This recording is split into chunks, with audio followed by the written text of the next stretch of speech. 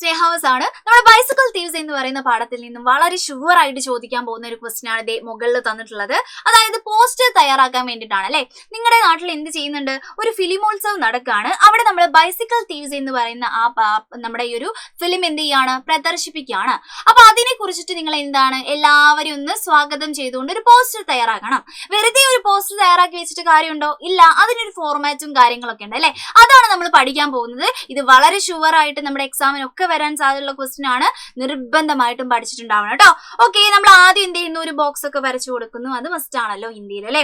പിന്നെ ഫിലിമോത്സവാണ് 2000 എന്താണ് 25 എന്നുള്ളത് നമ്മൾ എഴുതി കൊടുക്കുന്നു. 2025 എന്നുള്ളത് എഴുതി കൊടുക്കുന്നു. പിന്നെ എന്താണ് നടക്കുന്നത്, സിനിമാ പ്രദർശനമാണ് നടക്കുന്നത്, അതും നമ്മൾ എഴുതി കൊടുക്കുന്നു. അത് കഴിഞ്ഞിട്ട് ഏത് ഫിലിമിന്റെ ആണ് മക്കളെ നടക്കുന്നത്, നമ്മുടെ ബൈസിക്കിൾ തീവ്സ് ആണ്. അത് നമ്മൾ എന്ത് ചെയ്യുന്നു, ചക്ക വലുപ്പത്തിൽ എഴുതി കൊടുക്കുന്നു. അത് മാത്രം എഴുതിയാൽ മതിയോ? അല്ല, അതുമായി ബന്ധപ്പെട്ട ഒരാളുടെ പേരെങ്കിലും എഴുതി വെക്കണ്ടേ. ഈ സിനിമ ആരുടേതാണ് നോക്കിക്കേ, വിക്ടോറിയോ ദേ സിക്കയുടെ ആണ്. വിക്ടോറിയോ ദേ സിക്ക. ആ പേരൊന്ന് ജസ്റ്റ് ഒന്ന് പഠിച്ചു വെക്കുക. കാരണം ഈ പോസ്റ്റർ നമുക്ക് എന്തായാലും വരാൻ പോകുന്ന സംഭവമാണ്. അതുകൊണ്ട് ഈ പേര് നന്നായിട്ട് പഠിച്ചു വെക്കുക. എന്നിട്ട് ബ്രാക്കറ്റിൽ എഴുതി വെക്കുക കേട്ടോ. ഓക്കെ, അത് കഴിഞ്ഞാൽ ഏത് സമയത്താണ് എവിടെ വെച്ചിട്ടാണ് നടക്കുന്നത് അങ്ങനെയുള്ള എല്ലാ കാര്യങ്ങളും എന്ത് ചെയ്യുന്നു, നമ്മൾ എഴുതി കൊടുക്കുന്നു. 10 മാർച്ചിനാണ് നടക്കുന്നത്, 2025 നടക്കുന്നത്. സബേരി 10 ബജെ, രാവിലെ 10 മണിക്കാണ് നടക്കുന്നത്. GSS സ്കൂൾ സഭാഗൃഹ്, നിങ്ങൾക്ക് ഇഷ്ടമുള്ള സ്കൂള്, നിങ്ങളുടെ സ്കൂൾ എഴുതേണ്ടവർക്ക് എങ്ങനെ എഴുതാം, പക്ഷെ അത് എഴുതാതിരിക്കുന്നതാണ് നല്ലത്. GSSS എന്ന് പറഞ്ഞിട്ട് എന്ത് ചെയ്യുക, നിങ്ങൾ ഉണ്ടാക്കിയ ഒരു സ്കൂൾ ഉണ്ടാക്കുക. സഭാഗൃഹ്, സഭാഗൃഹ് എന്ന് വെച്ചാൽ എന്താണ്, ഓഡിറ്റോറിയം ആണ്. ഓഡിറ്റോറിയത്തിൽ വെച്ചിട്ടാണ് നടക്കുന്നത്.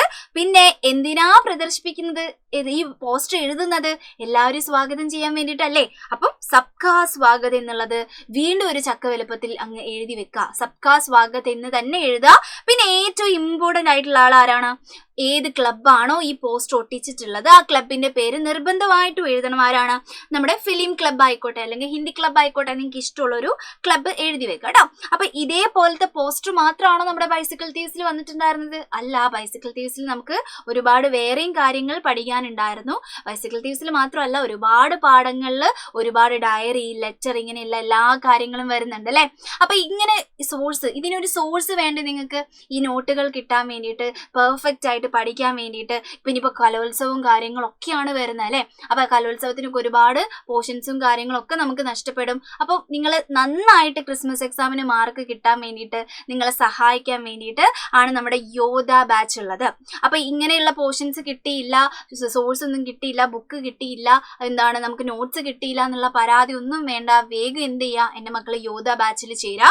ഇത് 22-ാം തീയതി വരെ നമ്മുടെ വിദ്യാരംഭം ഓഫർ എന്ത് ചെയ്തിട്ടുണ്ട്, എക്സ്റ്റെൻഡ് ചെയ്തിട്ടുണ്ട് എന്നുള്ളതല്ല, 22-ാം തീയതി ആയിട്ടുണ്ട്. അപ്പൊ ഇതുവരെ ജോയിൻ ചെയ്യാത്ത ആരെങ്കിലും ഉണ്ടെങ്കിൽ എന്ത് ചെയ്യുക, സ്പീഡിൽ നമ്മുടെ ഈ നമ്പറിലും കാര്യങ്ങളിലും ഒക്കെ വിളിച്ചിട്ട് ജോയിൻ ചെയ്തോളാം. അപ്പം വേഗം, സമയം കളയാനില്ല നമുക്ക്. അപ്പൊ നമുക്ക് യോധ ബാച്ചിൽ വെച്ച് കാണാം അല്ലെ. Bye bye.